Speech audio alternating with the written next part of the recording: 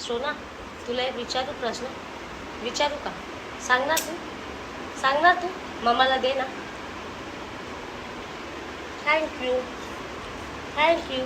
पिशवी दे. तुझं नाव काय आहे? सांग ना नाव. तू माझी सोना आहे ना, नाव सांग ना. सांग ना नाव. डॅडीला देणार बाबा. तुझा बाप इकडे तिकडे उसाटतो, कशाला उसाट आहे तुझा बाप इकडे तिकडे. काय बोलली समजलं का तुम्हाला? या